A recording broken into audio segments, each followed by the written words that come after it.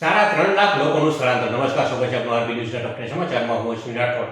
ચીનમાં મેટમો વાવાઝોડાનો ખતરો, જેના કારણે 151 કિલોમીટરની ગતિએ પવન ફૂંકાશે, જેના કારણે 3.5 લાખ લોકોનું સ્થળાંતર કરવામાં આવ્યું છે. ફ્રાન્સના એક જ વર્ષમાં ચોથા વડાપ્રધાન રાજીનામું આપ્યું.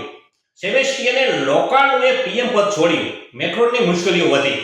બરફના તોફાનને કારણે માઉન્ટ એવરેસ્ટ પર 1000 પર્વતારોહકો ફસાયા. બચાવ કામગીરી ચાલુ.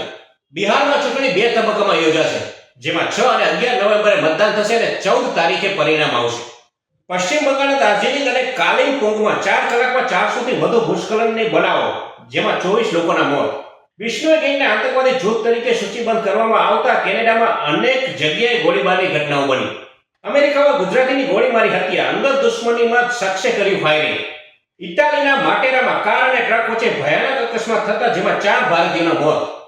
રાજ્ય સરકારની વર્ગ 4 ના કર્મચારીઓને દિવાળીની ભેટ 7,000 જેટલું બોનસ ચૂકવશે. મેડિસિન માટેનો નોબેલ પુરસ્કાર 2 અમેરિકન અને 1 જાપાની વૈજ્ઞાનિકને એનાયત. તો આ હતા ટોપ ન્યૂઝ અને હું હતો આપની સાથે અશ્વિન રાઠોડ.